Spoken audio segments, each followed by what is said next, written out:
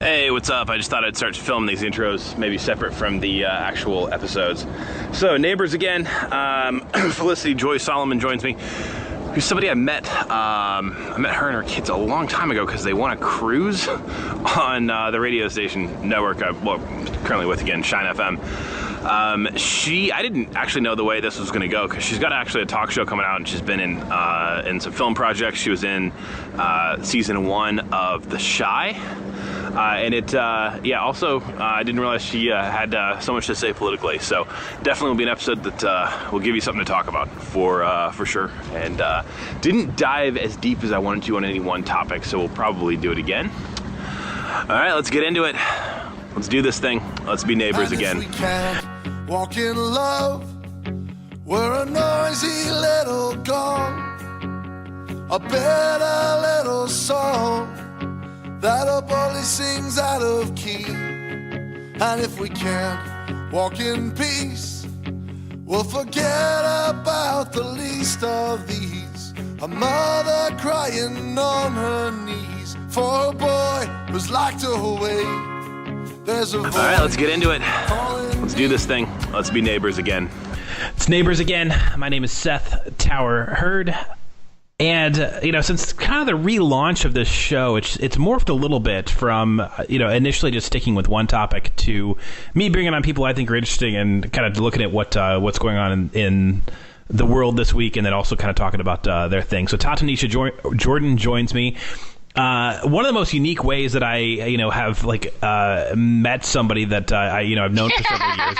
You actually won a cruise when I was on the radio, and I gave away, and your whole family came in, so I met you guys. So that's probably a little bit different. But normally, I've given away 15 bajillion things on the radio, and 90% of the time, didn't keep in touch with people. So here we are. Right, it's amazing, actually. So 2 interesting things is one about that story. Is that you came to our house, and I don't know why, but anyway, I don't know. And you were stalking us. No, I think it was actually to physically drop something off, or no, we used to get a video. We got a video for YouTube of the prizes. Okay. Yeah. That must be. Okay, second interesting thing is that I have legally changed my name. I am Felicity Joy Solomon. Oh, you are? So, okay. Yeah, I just can't figure out how to change it on Skype, and I don't use Skype. I don't use Skype a ton. So okay, well that's why it was on all of your social media, but then it was on Skype that way. So yeah, it's it's really hard to change that stuff, guys. Just so you know. Okay. So you're an actor. We'll probably get into. You got a movie coming out. We'll kind of get into that towards the end, and you had a bit part in the is it the Showtime show, The Chi? Is that what correct. It was? Okay, that's yeah. Correct. I actually wrote about the first episode of that, I believe, for Relevant, and have not had a chance to watch the rest of them. So are you currently on that show, or it was kind of a little limited run there, or? Well, it was a bit part that could come back for second season, so I'm hoping for a call this summer. Okay. Did I tell you my one acting, my almost brush with acting? No, what? I had a friend on the Fox show Prison Break, which was filmed in Joliet in the suburbs of Chicago. Holy smokes! Yeah, so I know the star. Just so you know. Oh, do you? Wentworth? Wentworth. We went to Princeton together. Yeah. Okay, we'll get into that in just a minute. But yeah, I don't know if this is a compliment or not. But my friend who was on it wound up getting killed off in season 1. But he said, if they come back and they film in Joliet for season 2, I'll definitely put a good word in for you. You should go. You should go get a non-speaking role because they would love your look. And I'm like, so I look like I belong in prison. Okay, thanks. Okay, it's not necessarily a compliment, but being in the biz, I happen to agree, so you get it. Okay, so let's go ahead and dive into it here. I want to get a little bit of your story, and we'll get probably your reaction to some, kind of some stuff that's happened in the world this week. So that is a big one right there. You went to Princeton, and you are. And then eventually you became an actor. I guess I don't know necessarily, what was in the middle there. What'd you go to school for? Princeton? I was an English major. So interesting enough, my part-time gig from acting is teaching English online now. So although I don't think most of the people that teach English online necessarily have that big of a degree or anything like that, because most of my students are like, wow, you're really good at this. But anyways, and my minor was theater, or they call it a certificate, whatever. So I did my senior thesis. I directed my senior thesis on The Women of Brewster Place, actually. I adapted the book into a play. And after that, I got a directing internship at the Arena Stage Theater in Park Forest. And I've just pretty much... I really wanted to be an actor, but I was a director at the time. I went to high school with a lot of really good actors, and I wasn't that good. So I just kept hanging around the theater, and they let me be a student director. And so I continued on with directing, but I really wanted to act. And so eventually I cast myself and started following that dream of acting. Okay. Shortly after the internship. And are you from the Chicago area originally, or? I am. Okay. I am. Mm-hmm. Okay. So did you know that was where you were going in college, or it was just like, oh, okay, I got into a good school. Let's see how this goes down. Yeah, I was like, I just wanted to see what a liberal education was about. Liberal arts, what does that mean? I'm really strange like that. Like, I would have people spend all this money just for me to go to Princeton, for me to just figure out I didn't really have a plan. I got in, I was shocked, and so I'm like, well, what the heck? I'm going, But no, I didn't really have it all that well thought out. But I've always wanted to be an actor. And I think the thing about it is I just like the way that actors make me feel. I know a lot of people do, but I was just very into that. So yeah. I've always been good at giving speeches and stuff. I was very good on our speech team in high school, and I would do the oratorical, which I appreciate that. But I just really was intrigued by being able to play a character. And what's interesting, so you're still in the Chicago area. There's so much more going on in Chicago again. Right, I know, it's so exciting. Which that probably ties into like our first topic here that I think is interesting.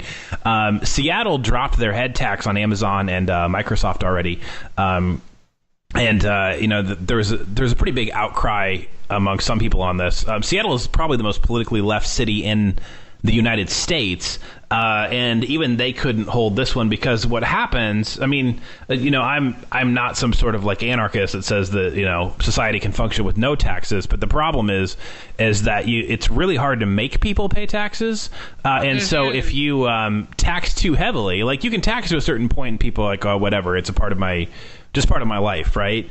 And then you tax too heavily, and it starts encouraging companies to relocate to other places, which is a situation that Illinois is going through right now. But on the positive, Chicago pretty much killed their own film industry by overtaxing it, and even Oprah moved out and stuff because she was here forever. And then they lowered the taxes again, and there's all this stuff going on, and like there's a legitimate industry here again, and it's not LA or Atlanta, which are the two biggest. But it's interesting that now is probably a better time to do what you're doing than ever before. There's no doubt. Yeah, it's very exciting. And also I'm getting my kids into it too. They're both performers. So it's been really exciting around here. Particularly since my biggest dream, which I found by pursuing acting, I auditioned to be a talk show host when I was 19. And I did not get the part. I don't know if you remember when that Christian TV station, TV 38, became TLN or TLC or something like that. TLN, yeah, I actually did a show with them. TLN. Yeah. I did this American Idol type of thing. Yeah, yes. right. Yeah. So anyway, I auditioned to be a talk show host on there, and my audition was like, it was really kind of amazing, and then I got a call back, and that was just kind of mind-blowing. It was just like magic kind of in the room. So anyway, normally if you don't get a part, you don't hear anything, you just watch the show and you're not on it. But the producers actually called me to tell me they were really amazed by my audition and that they believe I should be a talk show host, but I just looked too young. That was the only reason they didn't cast me, because when I was 19, I kind of looked 15. So anyway, that would be weird. I mean, in their defense. I was supposed to co-host with Shirley Rose, so I mean, she was pretty much older even then, so it would not have worked. But anyway, that dream lit my heart. So now, 27 years later, I am now in production for a talk show, and it's just incredible. It's incredibly exciting for me. Yeah, and you'd said I should pop over as a guest, which I'm totally cool for. What is that exactly? So it's the Felicity Joy Show, and the big theme of the show is encouraging people to live out their dreams big time. So, I mean, and so since I've had this 27-year journey of having this dream, I really know a lot of things about it. So I'm not only going to interview people that are in the process of making their dreams come true, have achieved a few dreams, have a few dreams in front of them, but I'm also going to talk to some people who are stuck or who have been stuck. And as I've been a life coach for the past 6 years as well, I'm going to, help them get unstuck. Part of that will be pairing them up with a mentor. And so I've already got one guest that has always wanted to, or who wants to be an author, and I'm pairing her up with a published author. And it's been a really inspirational story as we've been following it. So I've got a number of different ways I want to inspire people to live their dreams. Okay. And I want to make the turn to kind of current events right after this, but when you're encouraging people like that, how much do you think talent actually plays in? Like, I'm not the biggest fan of, like, quote unquote talent. Like, me either. But at the same time, people do have to have a basic, kind of platform to be able to build off of. And to use a rather silly example, I'm 6'6". I'm never going to be a champion jockey because those guys have to be like 5'2", right? But here's the interesting thing. Have you ever wanted to be a champion jockey? No. See, here's the deal. I really believe that if God made you that size, he would not also implant in you the desire to be a champion jockey. Yeah. So really, if there's something that you want, and I'm telling you, like, I was terrible in high school as an actor. I could be myself, I could give a speech, but I could not play a character. And the way I learned acting was sheer desire. It was not, I didn't really start with it. You know what I mean? But it was in me to want it. And I pursued it hard. Now, some things you could kind of want, maybe you're just not willing to put in the time. But I put in the time, you know what I mean? So it's, I tell, because I've also taught acting classes, and I tell children, you do not have to be born with it. You just need to know what it is that you want, and you need to be relentless in pursuit. That's fascinating. Because I've seen a lot of people with raw talent who just don't make it. That's not going to work. Yeah, you can't do it that way. I've never thought about it that way, that, maybe you really can just put in the hours. And I don't know that we're going to land on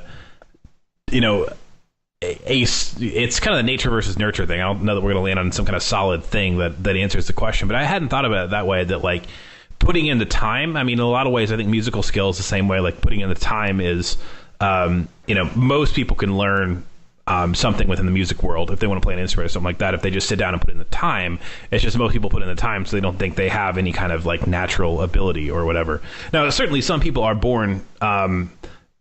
ahead. Ahead.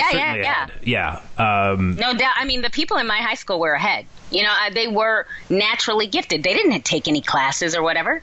They were just good.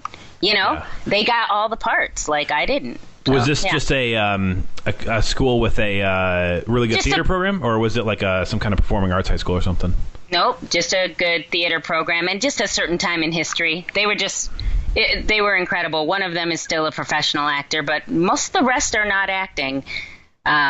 So that's kind of interesting. So, I mean, really, with focus and desire, you can beat them out. No, you know what? They didn't even care. They didn't want to be big time actors. Most of them, they just happened to be good at it. But I will just say one quick thing about it, that I have been recently studying essentialism. I'm like so into this. Minimalism for me, which most people are more familiar with, kind of feeds into essentialism. But the whole thing that is so powerful to me about it is focus. When you get rid of other things, when you identify your priorities and begin to get rid of other things, it is so powerful. Like the space that has been made in my life and the things that are coming toward me, it is because of the stuff I'm chucking. It's fantastic. I have room for it. You know what I mean? Yeah, and I think that's one thing that I don't know that everybody in my life has understood is, like, I started a business a year ago, and then Amanda and I are having kid number one, and the company she worked for shut down. So that's a lot of changes, and it's all coming together. It's all working. But the thing is like for a year and a half, 2 years, I don't really do hardly anything else.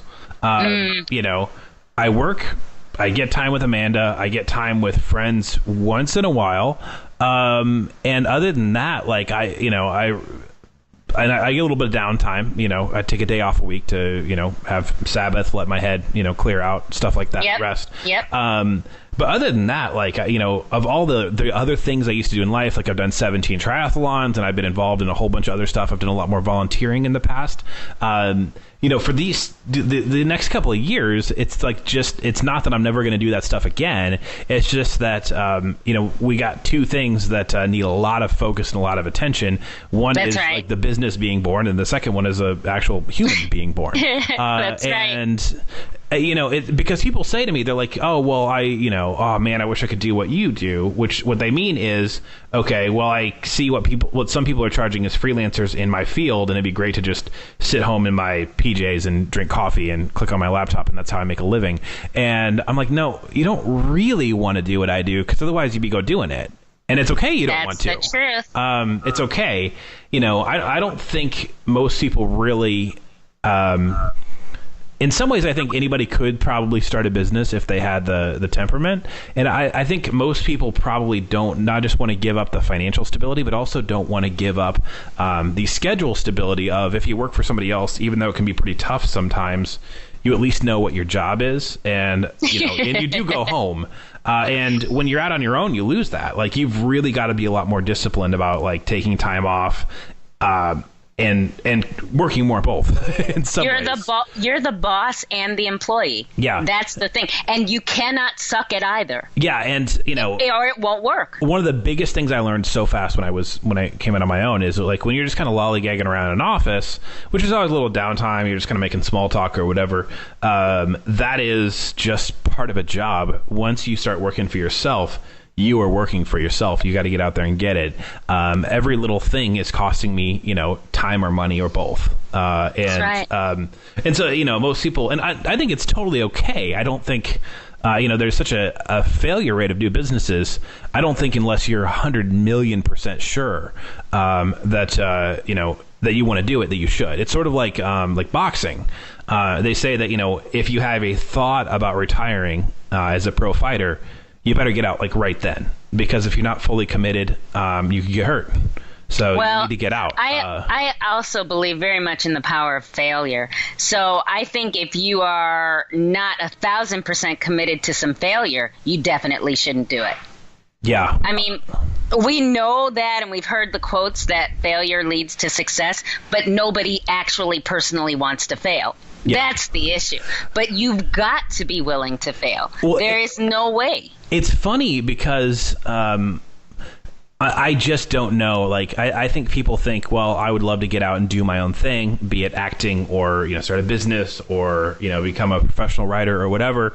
But I would need to know it's going to work, basically, right? Like, I got a pretty nice job. I got a whatever, right? I need to know it's going to work. And unfortunately, it works the opposite of that.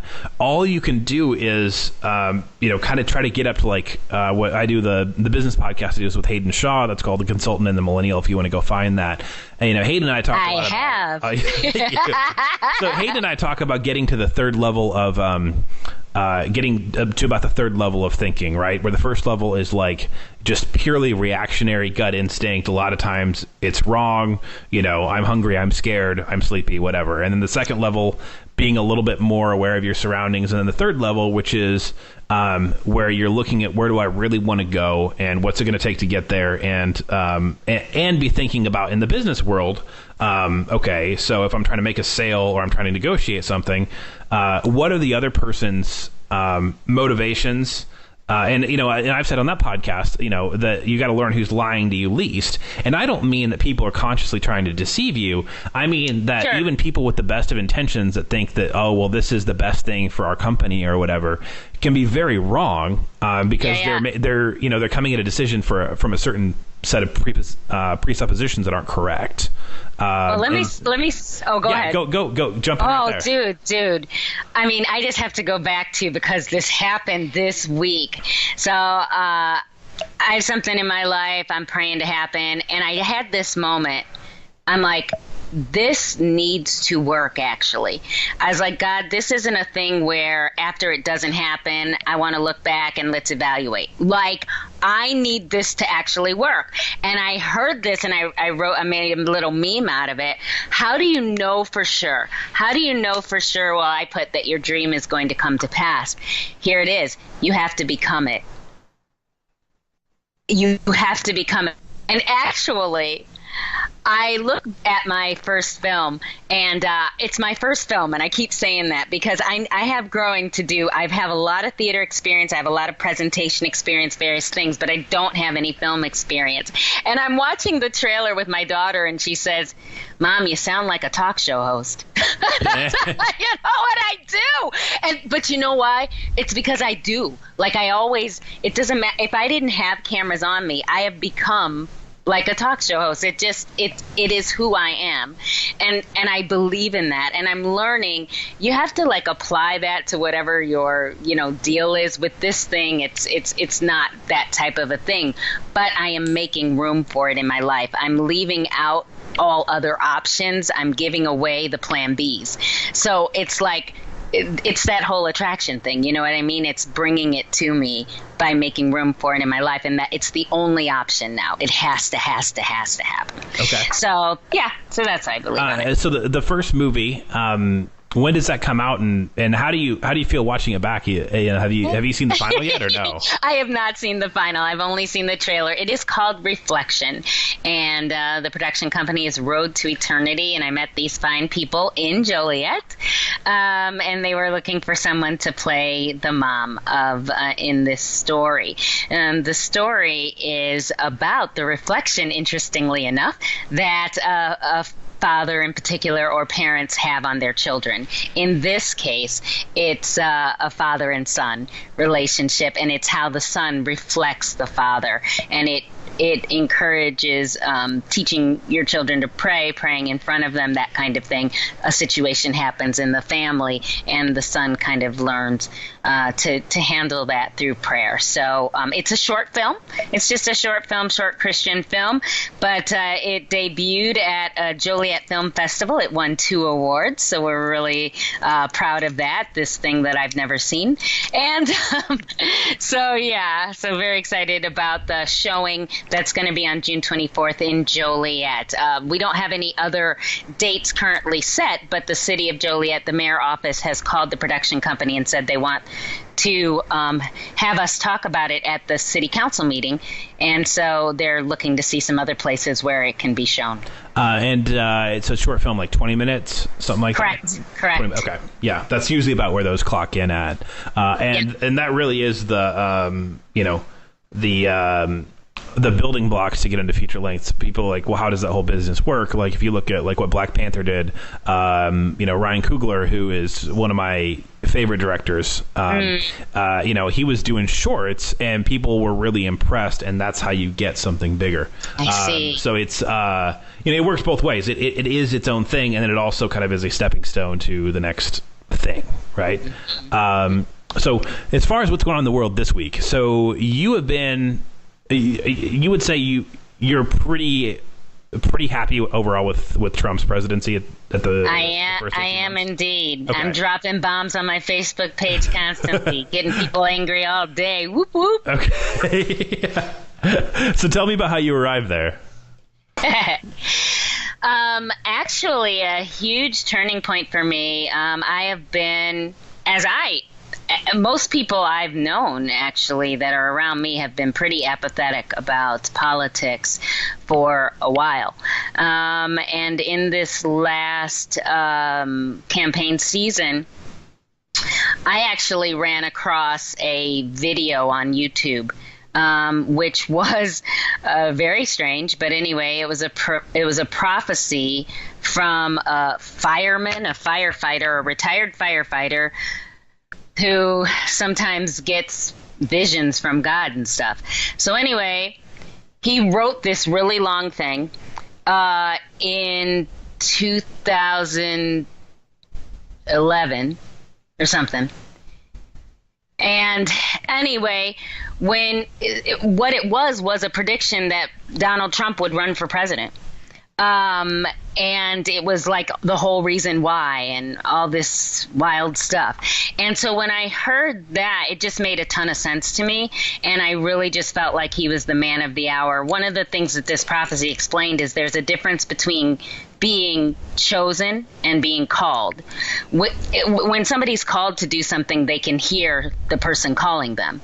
But if you're chosen, you could be looking the whole other direction and somebody just snatches you up and takes you over there. And that's what he was suggesting. He wasn't suggesting that Trump could actually hear from God, but that he was actually chosen by God because of many of his character qualities. He also suggested that at this time in history, we don't need a statesman, we need a general. We need someone more just bombastic and more, and I believe also to turn the tide of political correctness, which I cannot stand, which drives me absolutely crazy. And one of my favorite things about Trump, and the thing I excuse about his mouth and everything, is that he's such a blast to political correctness, and we need it so desperately.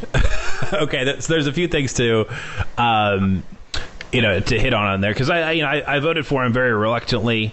Once the rest of the field was cleared out, and once Hillary kept looking more and more corrupt, and I thought that voting some kind of third party in a swing state didn't make any sense.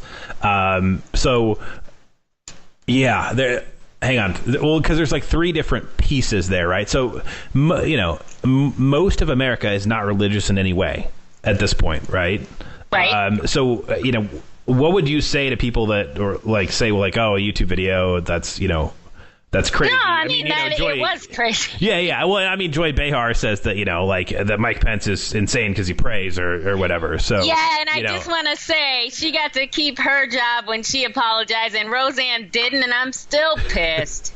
All right, sorry. No, it's okay. I wrote about. Well, you answer the question, then we'll talk about that briefly. All right. I mean, here's the thing. My side gig now, like I said, is I teach English online. Basically, what it is that people around the world want to speak to native speakers to improve their English skills and stuff. So most of the tutors on there, they're just good at speaking English. They don't have teaching or anything. But the point is, I'm talking to people all over the world every day. Maybe I'm talking to sometimes 20 people a day from 5, 6, 7, 8 different countries and stuff like that. I mean, my biggest encouragement is just to get outside of yourself. I haven't even traveled to these places, but I'm getting to talk to people from these places. You have to have a bigger view. That's the thing. I mean, I just think it's hard sometimes to see it when you're so locked in. But people around the world don't see things the way that we see them, and another great thing would just be to turn off the news. The news is just lying to you constantly. I mean, I know people don't like this whole thing about fake news, but it's just it's insane. There's a lot of lies going on, and case in point, I'm talking to a student. Where's he from? Turkey. But it's the same as every student I talk to. I'm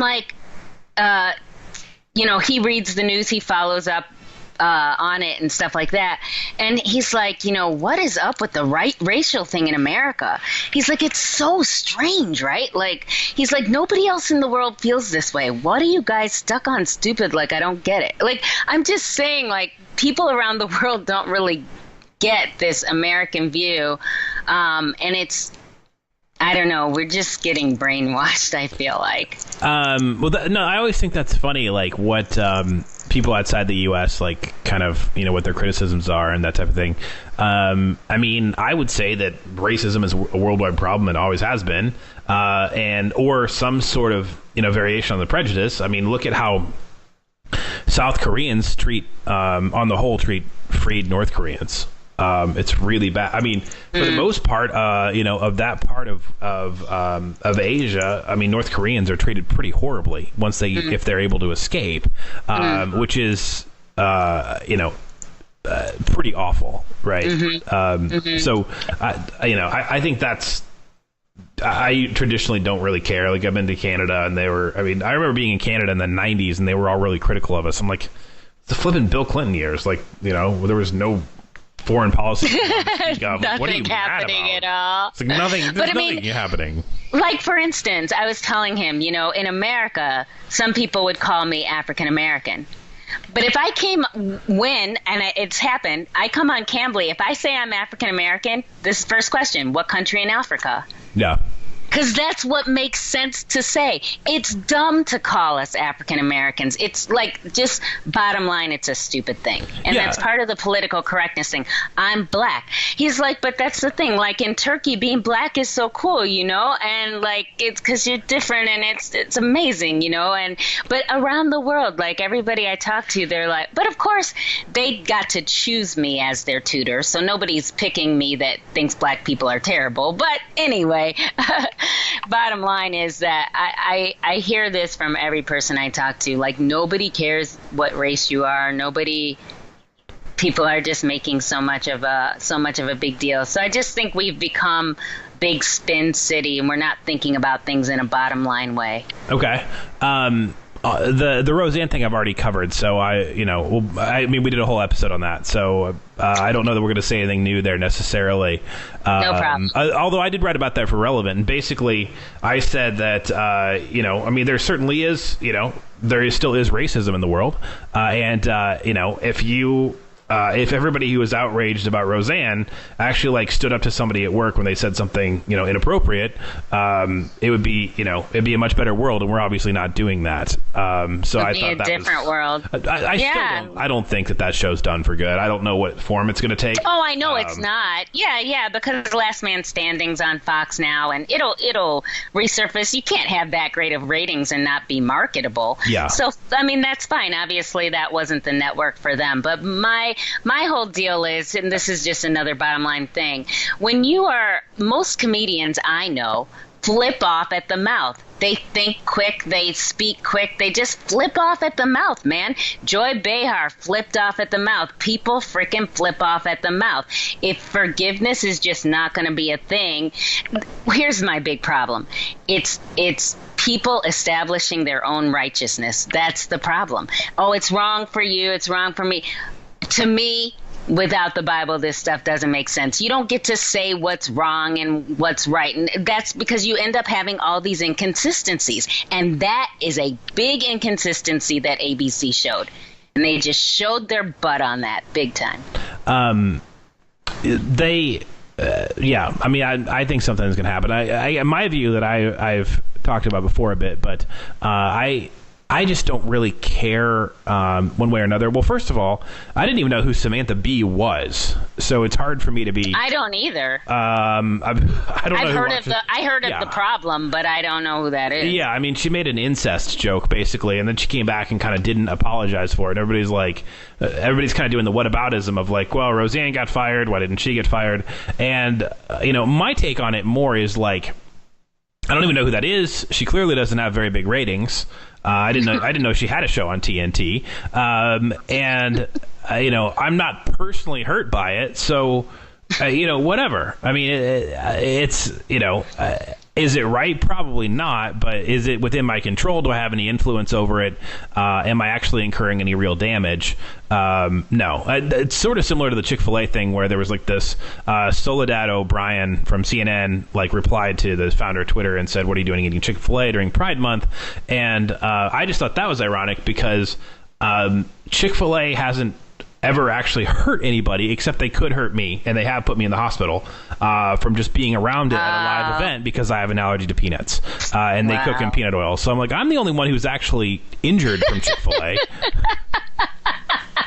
So this, oh my God. I guess, in the middle of all this, there are a few things I won't roll with, right? So I kind of blew up a conversation on social media because I just said with the U2 thing, they did an about face and wound up supporting legalization of abortion in Ireland.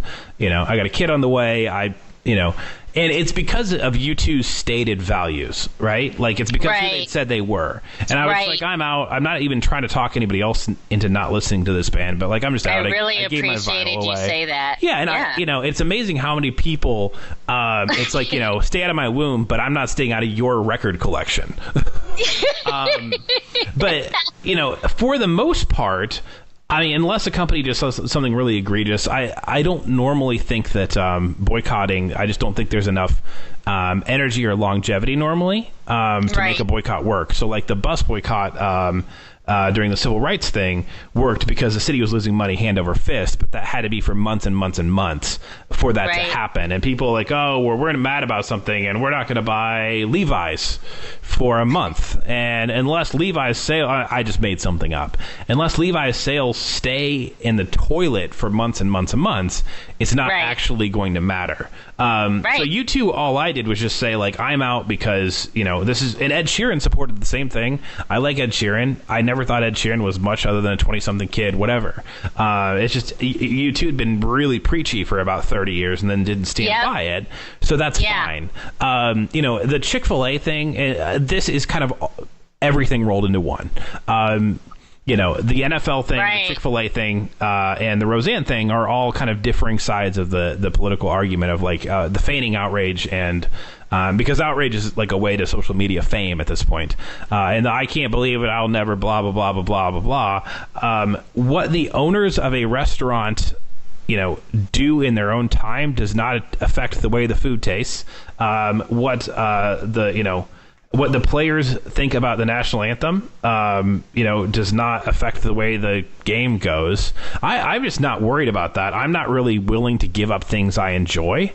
Just when there's no effect. There's no effect whatsoever. I totally agree. I mean, there was no way I was boycotting Starbucks anyway, but that was so dumb to me.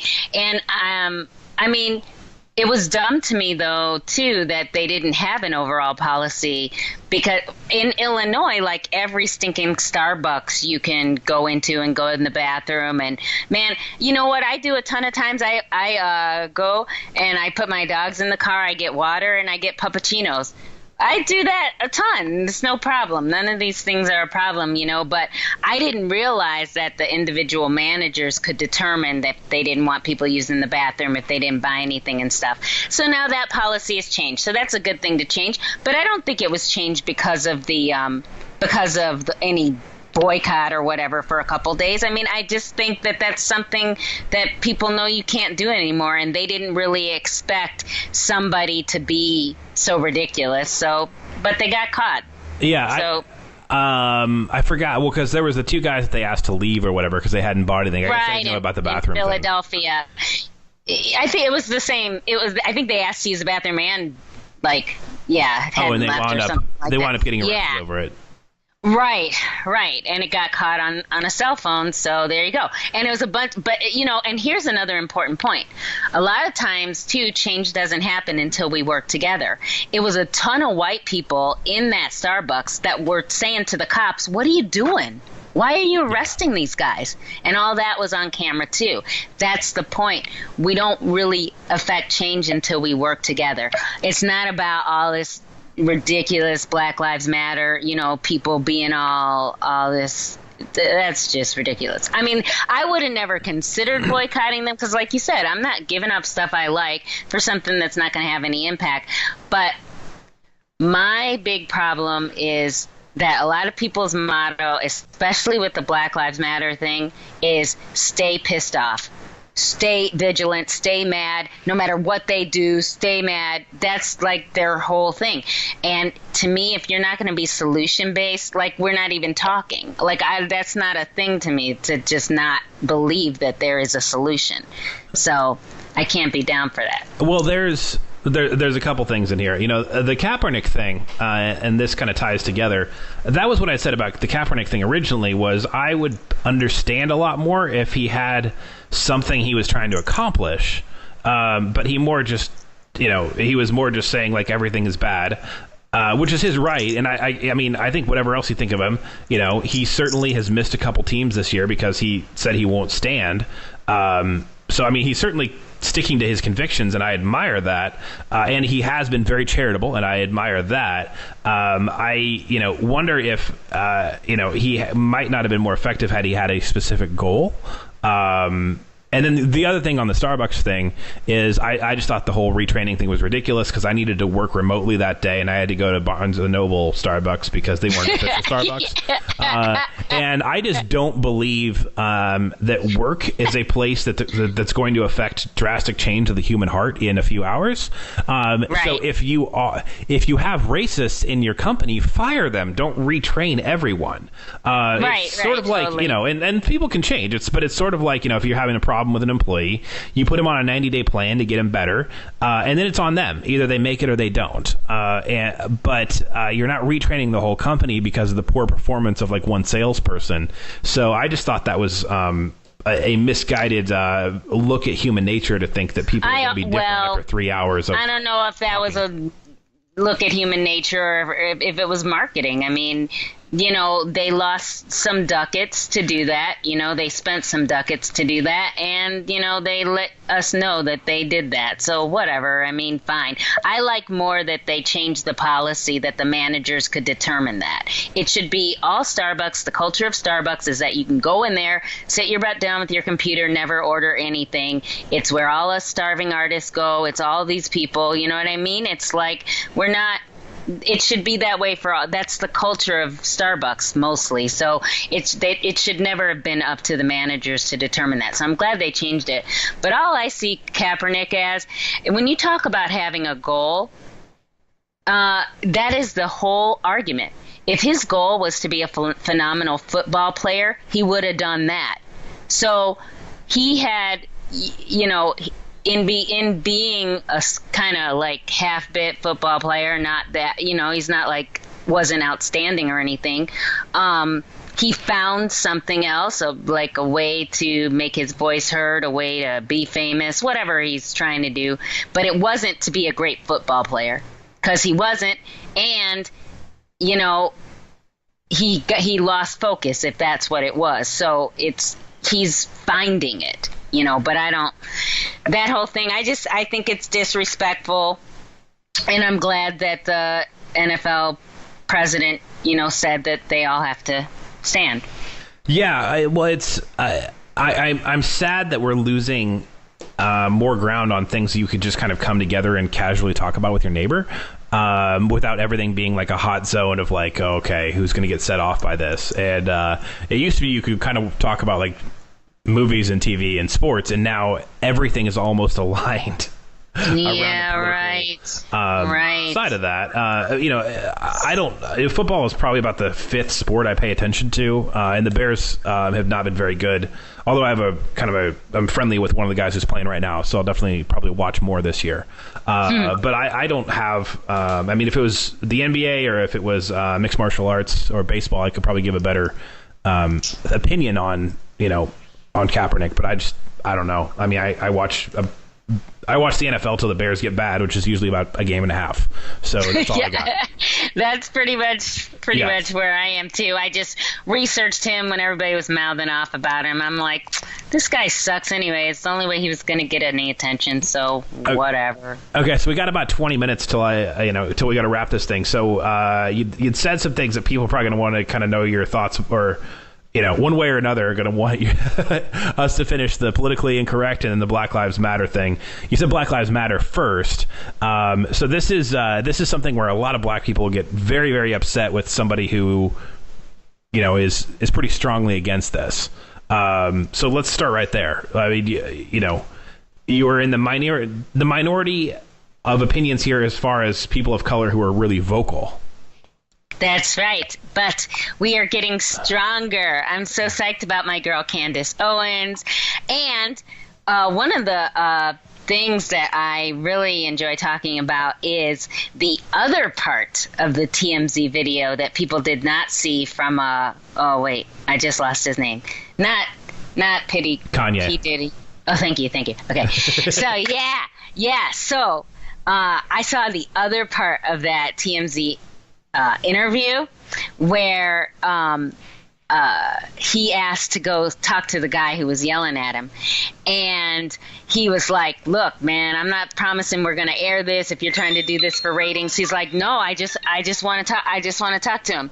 So he goes over there and he's like, man, just talk to me. What's wrong, man? And he's like, and the guy, he's like breaking down. He's like, I am the only one who ever stood up for you in this office.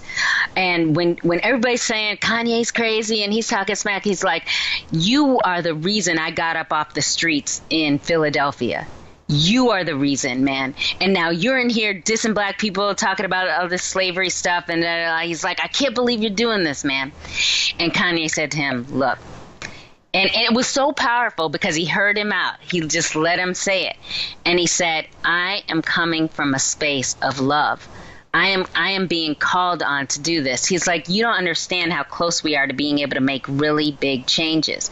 If you are constantly hating on your enemy instead of getting beside them, you'll never affect change. You cannot expect different results unless you do something different. And so he's talking about, why he's spending time with Trump and why he's like looking at things differently. He's like, do you know how many people we could help if we get on the same side?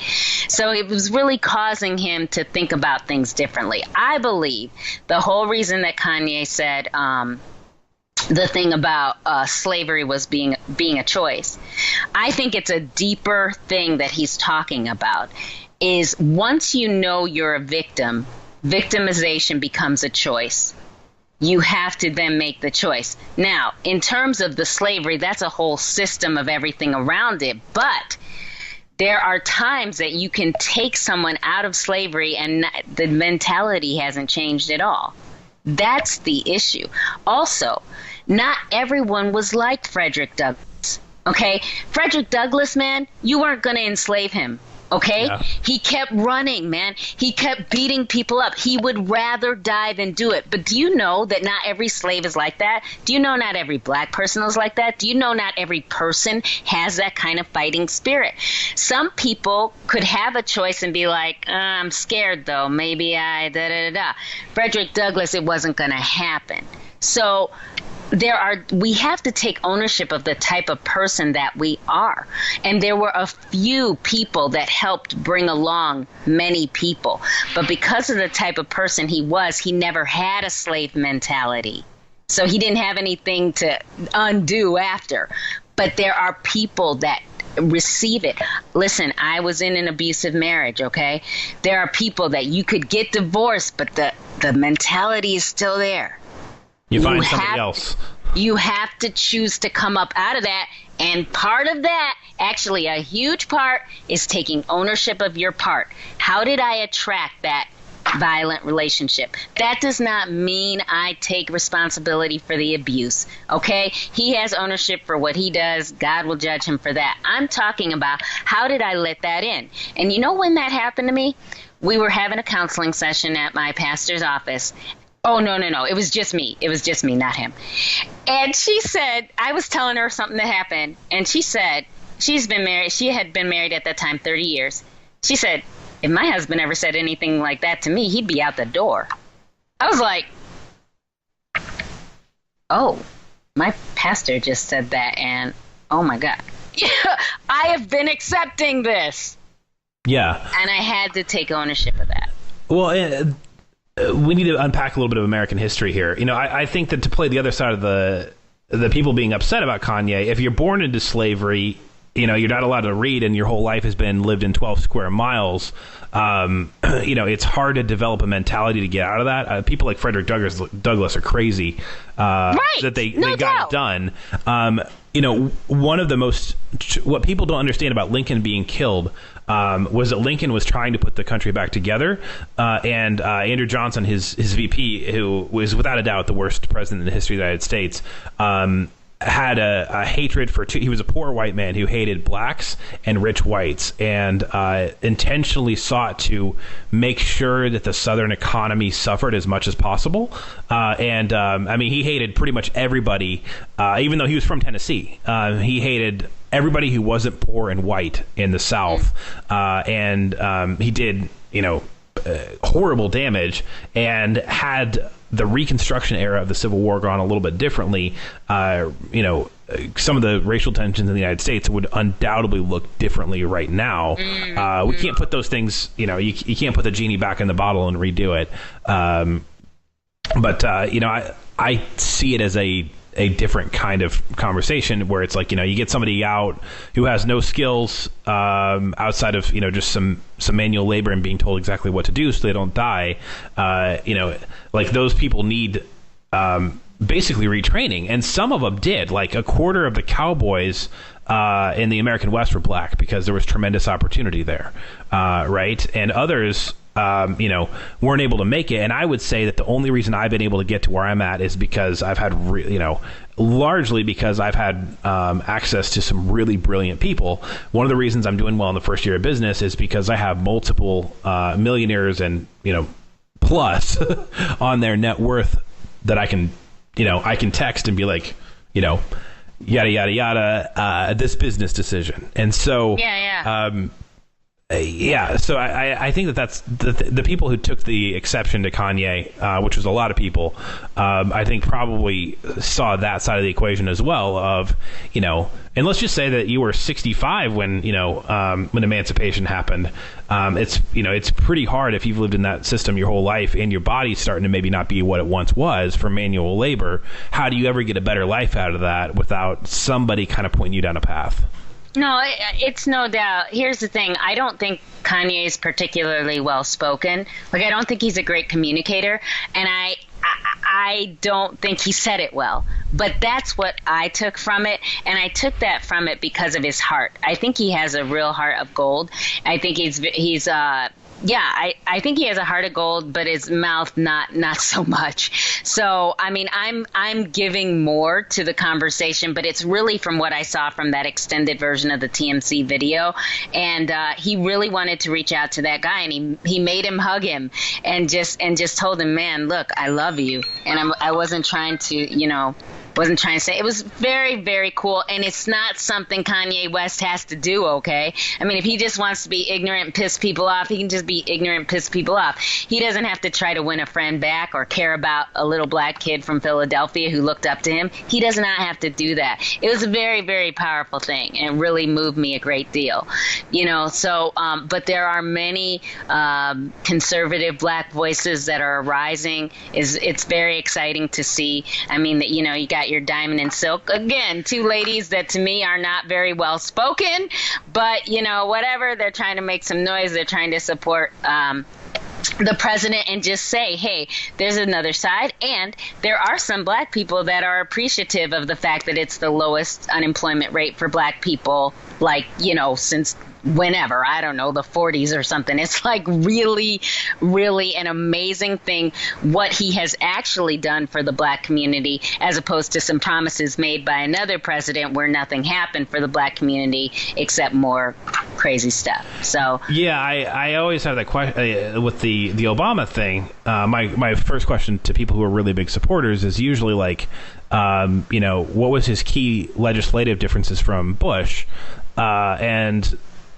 You know, I mean, outside of and Bush spent way too much money, without a doubt, and then Obama spent way too much money, and so outside of that, like, you know, Guantanamo Bay was never closed down, you know, and a lot of people talk about, you know, like kind of the statesman quality or whatever of you know, kind of his international tours and stuff like that, and I don't really want the president doing that anyway. You know, part of the thing with the Trump versus the Philadelphia Eagles is I don't want the office of the president doing that in any way. Like I just pretty much want them to be the executive and not like the you know, the king, which is what the role has kind of gone into. And so I want, without a doubt, I want less power in the office of the president and more power back in the office of the legislator, where the executive and the judicial branch have taken it from. So, you know, most of the stuff there I just see as, you know, the power has shifted way too far into the executive branch. Without a doubt. I agree with that. And I just think we're very thoughtless about these things now. We're not thinking things through. Like we're just, you know, we just look at the outside. I mean, listen, for a communicator, you're not going to get hardly better than Barack Obama, like smooth, like you can study his oration skills. And I mean, people are just bamboozled. I mean, I see people that would listen to your question and be like, key policy differences. Like, what are you talking about? He was the first black president. I mean, honest to God, like people can't get past that hardly in their conversation. I told a student this morning, if you want to understand what's going on racially in America and why I feel we've moved backwards in being overly sensitive and some people being kind of ridiculous as well, and just. Well, and the studies do show that you know, racially we were at about the best point before Obama's second term. So during his first term was actually the best time, and during his second term. So it's hard for me to say, oh, well, all these people just, you know, are now just some more open racists because there was a black president, because we had 4 years of not that, and then a year of transition, about 3 years. But this is what I believe. I told him. I said, as a coach, I've told many people this, and it kind of goes back to our first part of our conversation. What you focus on grows. Okay. And I had a student ask me this. We were playing a question game. So what was the first thing you would do if you were elected president? And it just came to me. Boom. Very first thing I would do. Do not talk about me as the first woman president. Do not talk about me as a black president. Talk about my presidency. Talk about my actions, talk about what I do, because this is where we went wrong. We focused on first black president, first black, first black president, blah, blah. We started focusing so much on that we ended up building back a monster, because there are people that grew up in the 60s and stuff like that are so ashamed of where we're at right now. They've worked so hard and they fought for it. And they're like, how have we turned back? How has this gone wrong? What happened? I'm telling you, that's what happened. And we need to start thinking once again about the content of people's character and ditch the color of skin. It's just ridiculous. 2 questions, and then we'll wrap it, partially because I don't have a charger on this laptop and I'm at 20%. Because I had to switch laptops right before we recorded this thing. So let's go 2 things and then wrap up. So I would say that the way I view politics right now is a very nominal Trump voter that would say that the policy has been a little better than I thought. I was so reserved because I didn't have any idea what the heck he was.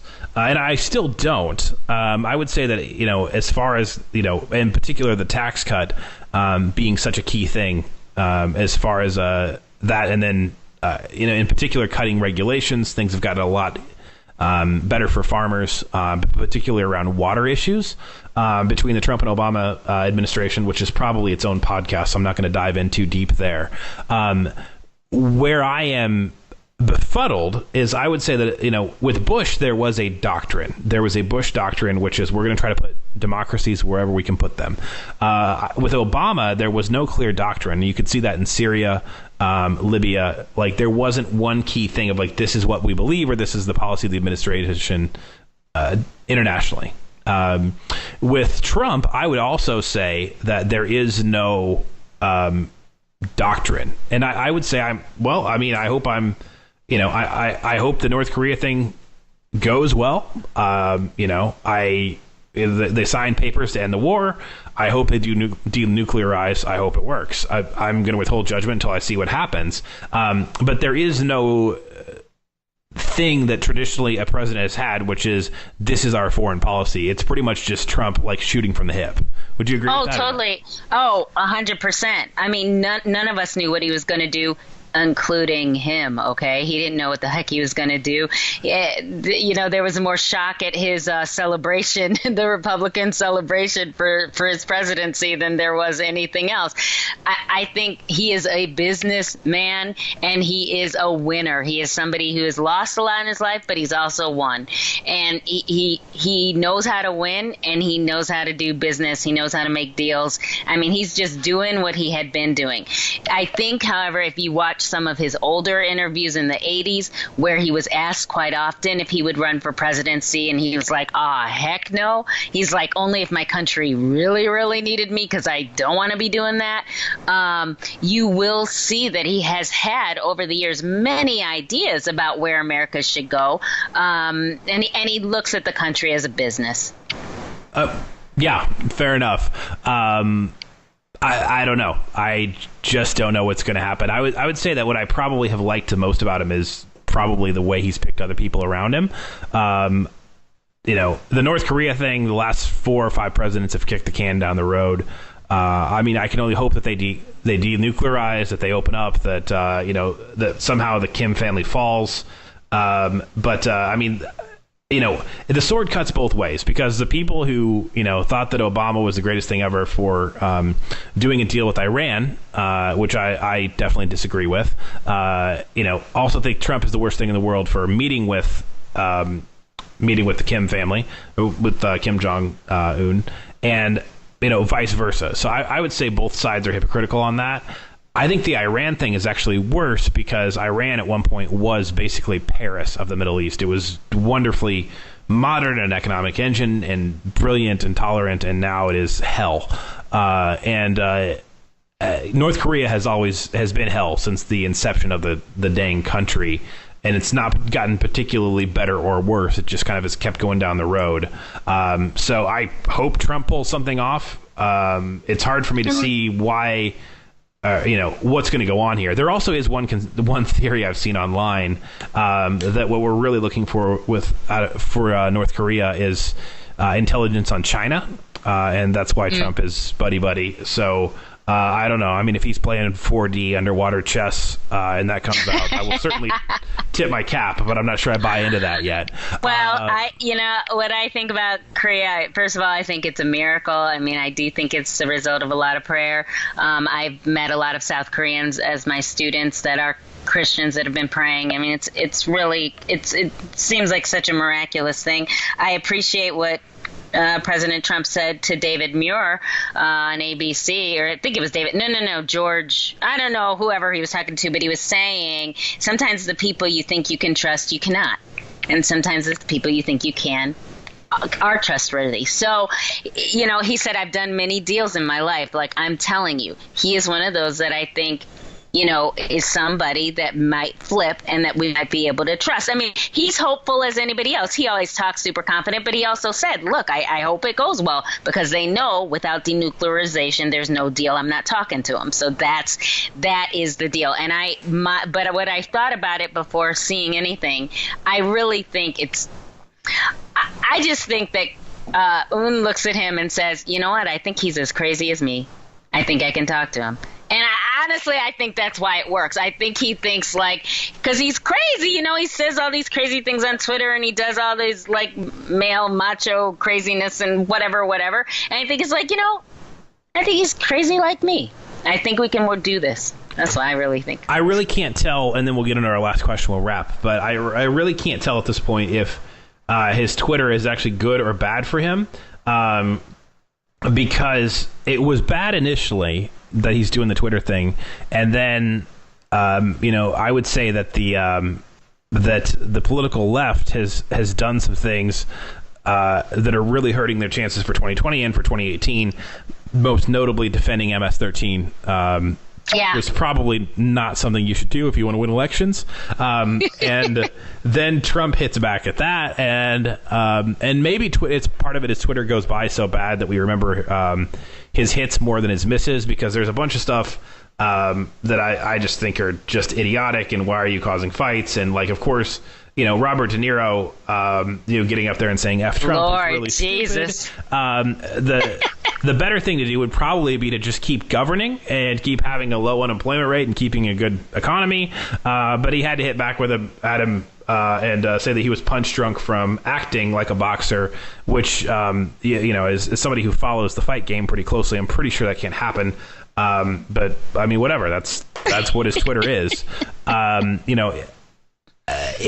So maybe it has worked to his advantage again, because as Ben Shapiro said on his podcast, like, Trump is a laser pointer and the media is a cat, and he can point it at anything and Yes. they'll go crazy.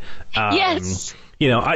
My prediction right now is actually that he does get reelected unless there's a major recession in 2020, which will happen if the Fed dials up the interest rate to try to cool the economy down. And there is that's a complicated issue, because if we let the economy run amok too much, we get the 2008 crash.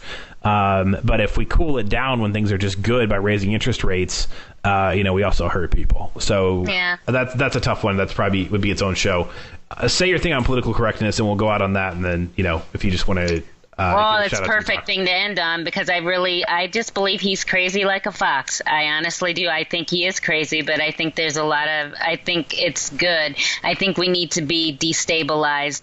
The political correctness thing, oh my gosh. I mean, I really think that it's just become like some type of drug over our whole culture. Like, we can't think anymore, because you can't speak plainly. And it just takes everything to surface value, which is the same as like being the whole racial thing. It's the same thing. It's surface. It's your skin color. It's the surface of what you said. It's not what's under. We can't think anymore. We can't think deeply. It has to be based off of the surface of what you said. I just refuse to let people put me there. For my own life, like the surface of it, the past 20 years almost have looked pretty bad. Like, I was a golden child, ended up getting to Princeton, everything's looking aces, aces, aces, and then it's like, whoa, what happened to her? And my marriage failing, financially things not really taking off. The deal of it is I have been hyper committed to what God has created me to do. And I just refuse to just do random crap. I have done a lot of things to help support myself and stuff like that, but it's never random. And I won't just do a job I hate. I'm not about that. I'm not about all this surface stuff. And I think that the American dream has become this sort of American like standard of, if I were Russian, if I were Mexican, if I were whatever, it wouldn't be a big deal that I'm living with my parents. If I were Chinese, I talk to my students about this. They're like, well, it's no big deal. Do you know what I mean? Yeah. But it's a big deal in America because of our culture. So you know what? I don't get to be a failure just because I'm an American and I don't live up to the standards of this culture. I'm committed to a dream that I have made come true now. And so my life is going to prove out the values that I've lived by. And that's why I refuse to let people keep me on surface conversations. I refuse to get into identity politics. I'm not doing all that crap. If I'm going to talk to you, you got to think deeply. Otherwise, I will not have the conversation. And that's how I handle all of my outbursts that I cause on my social media and stuff. I just don't address the people that are meh, meh, meh, meh, meh. They'll do it whether I say anything or not. So I don't say anything and they keep commenting until they get tired, I guess, and they need to put their phone away. But I'm going to talk to people that want to think. That's just how it is. Okay. Felicity Joy Solomon, this one will certainly get some kind of feedback. I have no doubt. If you want to just, so you've got a talk show coming out that's going to be distributed via Roku and that type of thing. If you just want to shout that out, and then we'll wrap. Yeah, so the Felicity Joy Show, I don't have a date for that, but you should, if you have Roku, Yeah, it's in production right now, but you should look for it before the end of the year on your Roku. And if you can join us in Joliet on June 24th, we'd love to have you there. And if you have a written thing, I'll get you the details on that. All I know is it's in Joliet. I can't think of it where it is right now. Okay. This is Neighbors again. Thank you again to Felicity for being on. And this is certainly one of those episodes that's going to get some feedback, and we'll see what happens. And I think I'm doing your show, so I'll see you there, okay? All right, sounds good. Bye.